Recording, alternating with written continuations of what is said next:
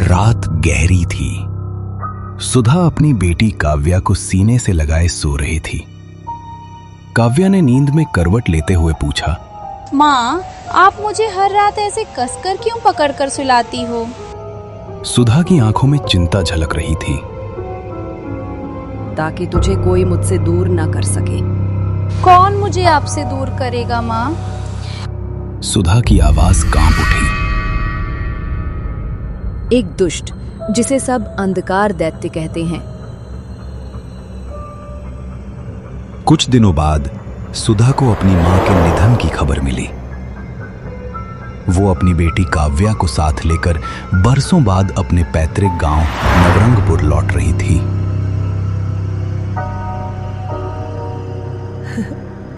माँ,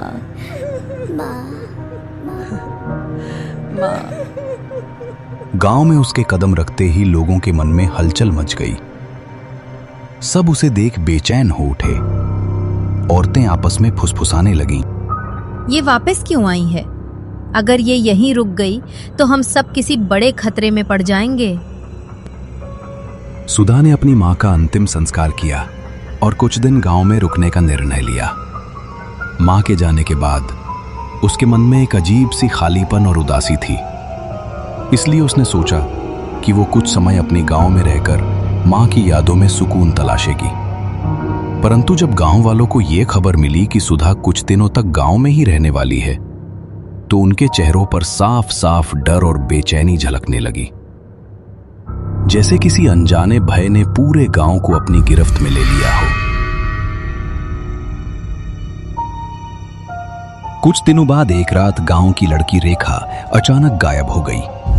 अगले ही दिन दूसरी लड़की भी रहस्यमयी ढंग से लापता हो गई।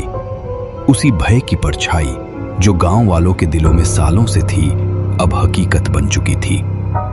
लोग गुस्से और खौफ दोनों लिए सुधा के घर पहुंच गए। उन्होंने घोर स्वर में कहा, तुम्हारे यहां आने से पुराना श्राप फिर से जाग उठा है। अभी यहीं से चली जाओ, नहीं तो पूरा गांव बर्बाद हो जाएगा। सुधा घबरा गई। वो अपनी बेटी को लेकर चुपचाप कमरे में चली गई और समझ ही नहीं पाई कि क्या करे। उसी रात जब घर सूना और ठहराव सा था, सुधा को अलमारी में अपनी मां की पुरानी डायरी मिली। डायरी के पन्नों में लिखा था, ये श्राप हमारे कुल पर है।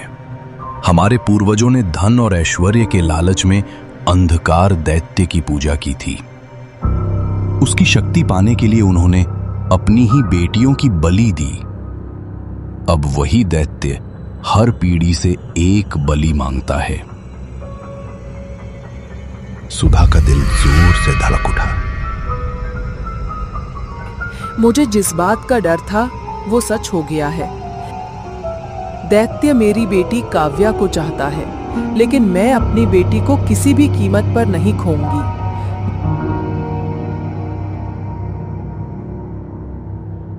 अगले ही दिन सुधा को खबर मिली कि गांव वाले उसकी बेटी काव्या को दैत्य की गुफा के पास ले गए हैं।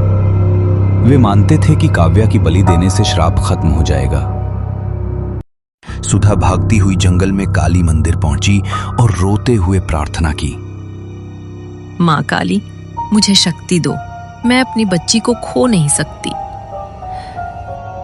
मंदिर से एक दिव्य आभा उसके शरीर में समा गई। उसकी आंखें लाल हो उठीं और हाथ में एक त्रिशूल प्रकट हुआ। गुफा से भयानक दैत्य निकला। लंबा काला शरीर, आग जैसी आंखें और जमीन हिलाती हुई गर्जना।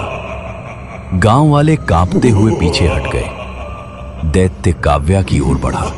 तभी सुधा बिजली की रफ्तार से उसके सामने खड़ी हो गई। भयंकर युद्ध शुरू हुआ। दैत्य की हर चोट से जमीन दरक रही थी, लेकिन सुधा मां काली के आशीर्वाद से और भी प्रचंड बन चुकी थी। आखिरकार उसने त्रिशूल से दैत्य का सीना चीर दिया। एक भयानक चीख के साथ दैत्य धुएं में बदलकर विलीन हो गया। सुधा ने दौड़कर काव्या को सीने से लगा लिया। गांव वाले चुपचाप वहां से चले गए, शर्मिंदा और डरे हुए। घर लौटते समय काव्या ने पूछा, मम्मा, अब तो वो दैत्य हमेशा के लिए चला गया ना? सुधा ने मुस्कुराने की कोशिश की, हाँ बेटा। लेकिन उसके मन में सवाल गूंज रहा था, क्या सच में दैत्य खत्म हो गया या गुफा के अंधेरे में अभी भी श्राप की परछाई बाकी है।